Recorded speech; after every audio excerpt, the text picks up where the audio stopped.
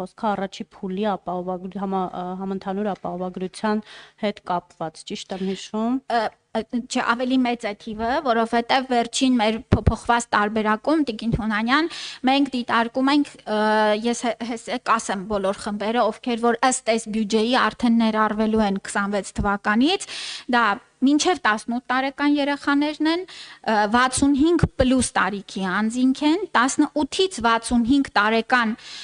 հաշմանդամության կարգ ունեցող եւ ֆունկցիոնալության գնահատման համապատասխան աստիճան ունեցող անձինք, սոցանապահով ուրեմն ընտանիքները եւ էլի վերափոխված գնահատման համակարգով այս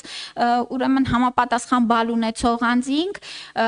սրանք առաջին փուլով ապահովագրվողներն են, ում համար պետությունն է վճարելու ապահովագրավճարը։ Բացի նրանցից միանալու են 200,000 դրամից ավել եկամուտ աշխատավարձին հավասարեցված եկամուտ ունեցող անձինք եւ ընդհանուր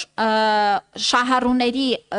թիվը նախատեսվում է մինչեւ 1,700,000 հոգի։ Այսինքն բավական մեծ խումբ է, որ առաջին փուլով ներառվելու է։ Շնորհակալություն Տիկին Ավանեսյան,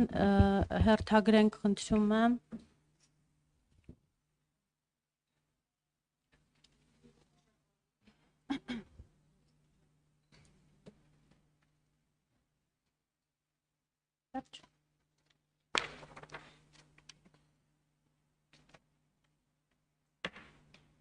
Տիկին Վարդանյան, խնդրեմ։